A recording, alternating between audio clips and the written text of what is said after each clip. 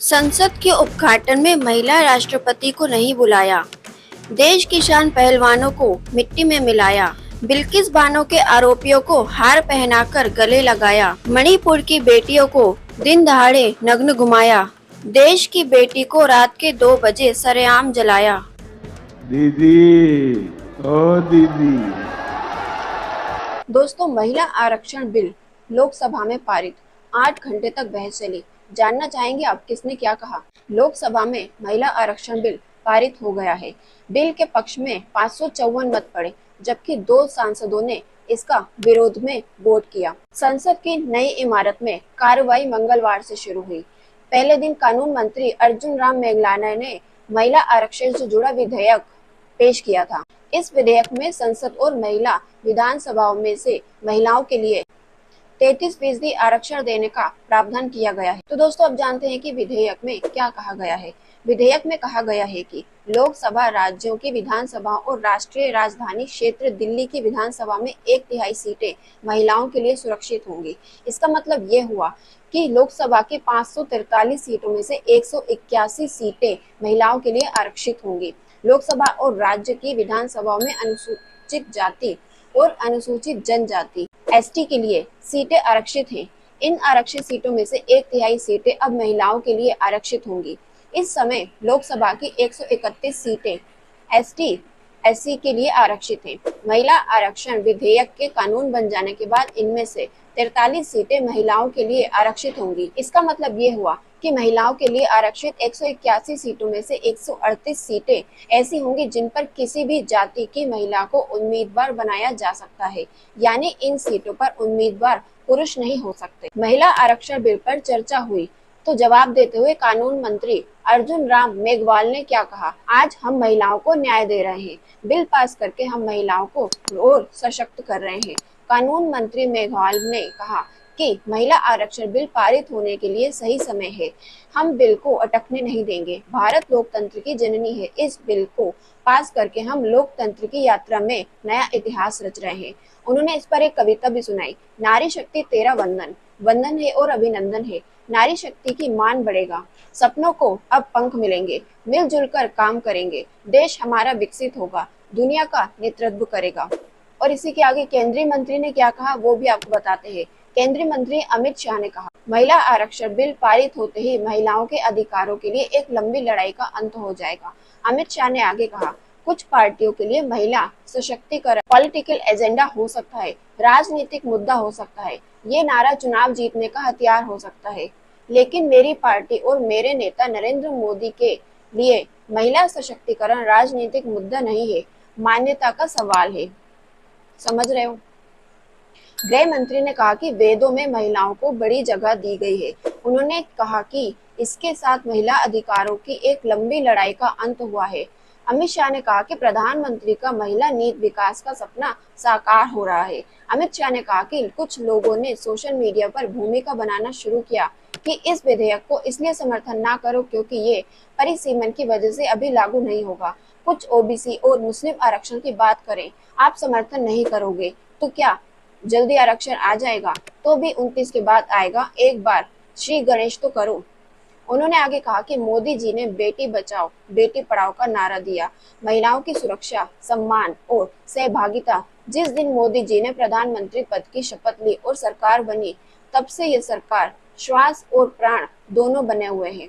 दोस्तों, मोदी सरकार महिलाओं के लिए जितने तरह के बातें कर ले, जितने तरह के नाम दे ले कि महिलाओं के लिए हमने ये शुरू किया, वो शुरू किया, ये नाम दिया, वो नाम दिया, महिलाओं की सुरक्षा, सम्मान, सहभागिता, बेटी पढ़ाओ बेटी बचाओ और अनगिनत बातें। तो दोस्तों, सपना सरकार क्या हो रहा है? महिलाओं के लिए इस तरह के नारे देना ही सब कुछ हो जाता है। बस नारे लगाने से सब कुछ हो जाता है।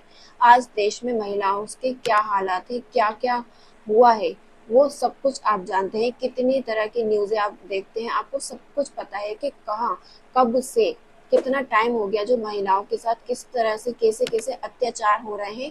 यही सरकार के आगे हो रहे हैं, सरकार के सामने हो रहे हैं। कई लोग तो ऐसे हैं जो नेता बीजेपी में ही बैठे हुए हैं जिन्होंने महिलाओं के साथ क्या कुछ नहीं किया हो। कुछ दिन पहले ये न्यूज़ आई थी जंतर मंतर पर क्या कुछ हुआ था और वो लड़कियां वहाँ क्यों बैठी थी, ये सब तो आपको पता ही है ना।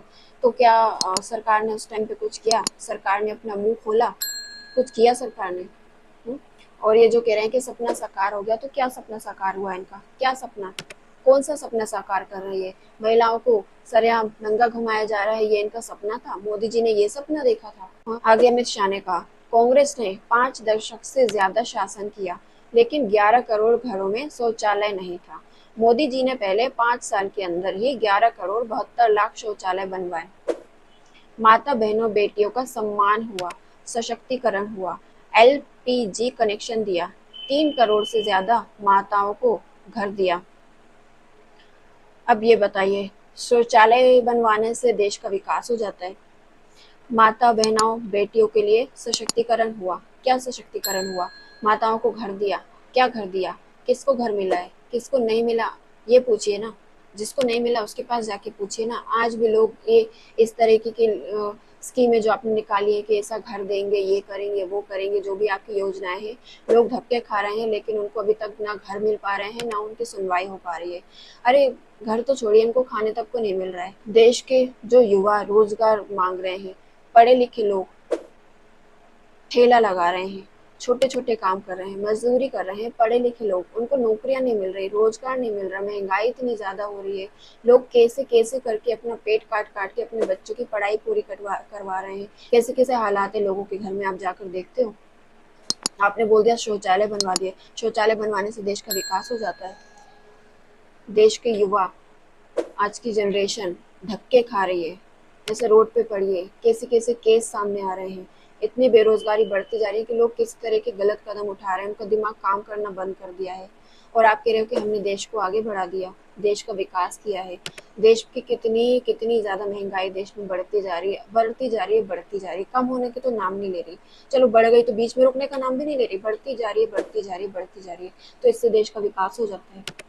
आज की जनरेशन जो स्कूल जाने वाले बच्चे हैं, वो क्या सोचते होंगे कि माँ बाप स्कूल की फीस नहीं भर पाते, फिर टीचर से भी सुनना पड़ता है, स्कूल से निकाल दिया जाता है, स्कूल में इंसल्ट होती है, या फिर स्कूल में टीचर ही ऐसे मिल जाते हैं जो बच्चों को हिंदू कौन है और मुसलमान कौन है ये सब पढ़ाने लग जाते हैं। तो ये क्या देश का विकास हो रहा है? आप इसी को विकास बोलते हो? और जहाँ तक रही कि महिला आरक्षण, जैसे महिला आगे सशक्त होंगी, ये देश के लिए कुछ करना चाहेंगी, आगे बढ़ेंगी, आप ये सोच रहे हो। अभी जो आपके ही पार्टी में एक महिला है जो ऊंची पोस्ट पर बैठी है, उससे आपने क्या करवा लिया? उसने महिलाओं के लिए क्या किया? कभी किसी के दुख दर्द सुने हैं क्या? सिर्फ अपना गुणगान गाना, सब सब सिर्फ अपना गुणगान गाना।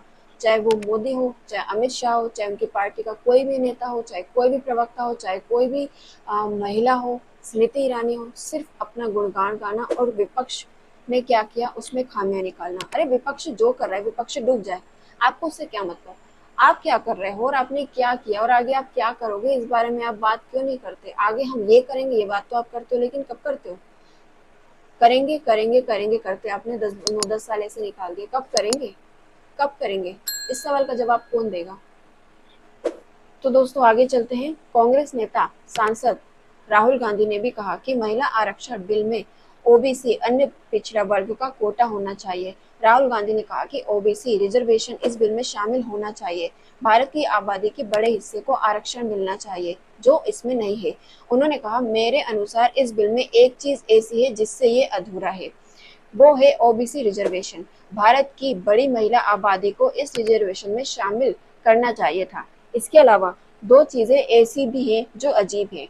दो चीजें जो अजीब हैं, एक तो ये कि आपको इसे लागू करने के लिए जनगणना की जरूरत है, और दूसरा परिसीमन। राहुल गांधी आगे कह रहे हैं कि मुझे पता है कि मेरे दोस्त लोगों का अन्य मुद्दों से ध्यान भटकाना चाहते हैं, निश्चित तौर पर अडानी मुद्दा, जिससे हमेशा वो ध्यान हटाना चाहते हैं। राहुल गांधी नई संसद में पहली बार चर्चा में हिस्सा ले रहे थे।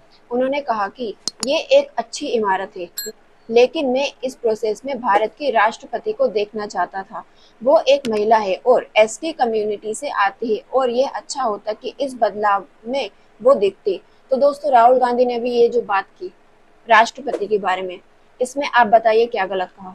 पूरी की पूरी बात जो अभी अमित शाह ने कहा कि महिलाओं के लिए हमने ये किया वो किया, या महिला इतनी सशक्त हुई। जो आपके बीच में उस पोस्ट पर बैठी हुई है, तो उसको आपने आगे आने दिया आपने आगे। आपको हर चीज में आगे किसको आना है? हमारे मोदी जी को।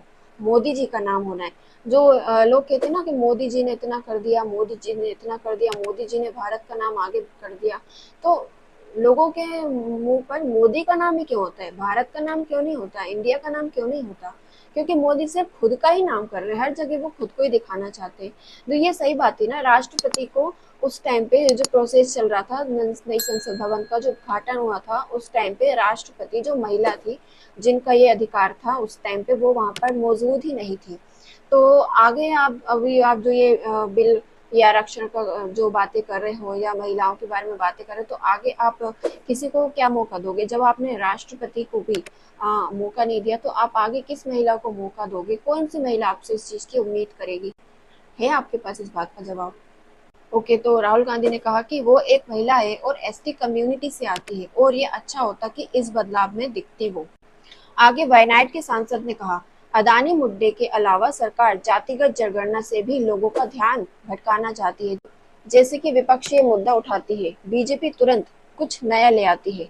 उन्होंने कहा आगे, इस भाषण के लिए रिसर्च के दौरान कई इंस्टीट्यूशन के आंकड़े देखे, लोकसभा, राज्यसभा, ब्यूरोक्रेसी, प्रेस, न्यायपालिका, मैं ये देख रहा था कि इन संस्थानों में ओबीसी की भागीदारी कितनी है।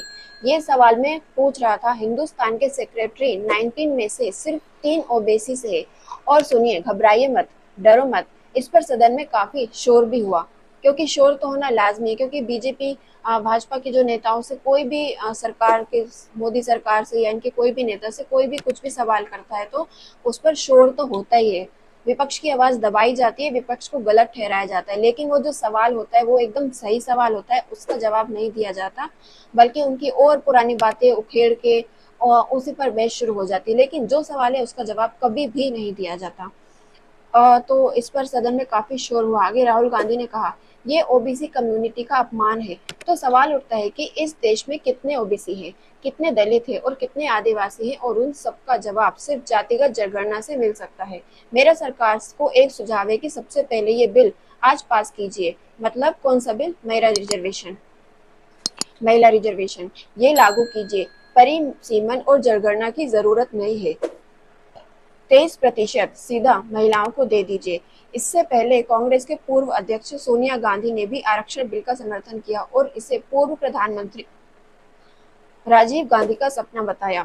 आरक्षण तुरंत लागू करने की मांग करते हुए सोनिया गांधी ने कहा, मैं सरकार से जानना चाहती हूँ कि महिलाओं को इसके लिए कितना लंबा इंतजार करना होगा। ये सबसे बड़ा और सबसे सही सवाल है कि महिलाओं को इसके लिए कितना लंबा इंतजार करना होगा। आगे है तृणमूल कांग्रेस सांसद काकोली घोष। दस्तीदार ने महिला आरक्षण बिल पर चर्चा के दौरान जंतर मंतर पर महिला पहलवानों के हालिया प्रदर्शन का मुद्दा उठाया। तो दोस्तों, जब महिला आरक्षण के लिए जब कोई भी बिल पास होता है, तो महिलाओं के मुद्दे उठाना तो लाजमी है, जरूरी है, और सरकार को उनका जवाब देना भी जरूरी है। लेकिन आपको तो पता ही है कि जवाब क्या मिलता है। पश्चिम बंगाल में बारासात से टीएमसी सांसद ने संविधान संशोधन विधेयक नारी शक्ति वंदन अधिनियम 2023 पर चर्चा के दौरान पहलवानों के हालिया विरोध प्रदर्शन का जिक्र किया। उन्होंने दावा किया, वो गोल्डन गर्ल्स जिन्होंने भारत को खेलों में मेडल दिलाए, वो जंतर मंतर पर कथित यौन उत्पीड़न के खिलाफ प्रदर्शन कर रही थी, जबकि जिन पर आरोप है वो सांसदों के बीच में संसद में बैठा हुआ है। दस्तीदार ने यह भी आरोप लगाया कि आईआईटी खड़गपुर और इसरो की महिला वैज्ञानिकों को समय पर सैलरी नहीं मिल रही है। दस्तीदार ने यह भी दावा किया कि तृणमूल कांग्रेस एक ऐसी पार्टी है जहां 33% से ज्यादा सांसद हमेशा महिलाएं ही रही हैं। तो दोस्तों, ये थी महिला आरक्षण बिल जो लोकसभा में पारित हो रहा था, उस पर होने वाली बहस। सबने अपने अपने सुझाव भी रखे, अपनी अपनी बातें भी बताई, और आगे क्या होना चाहिए वो भी रखी। लेकिन जो जो हो गया है, जो जो हो चुका है, और आगे भी पता नहीं ऐसी कितनी बातें, ऐसी कितनी घटनाएं जो होंगी, कुछ पता नहीं कब कौन सी घटना सुनने को मिल जाए, क्योंकि महिलाओं के साथ कोई ना कोई नई घटना होना तो ये आम बात सी हो गई। मतलब हर पल हर मिनट में समझ लो कोई ना कोई ऐसी खबर आनी ही है।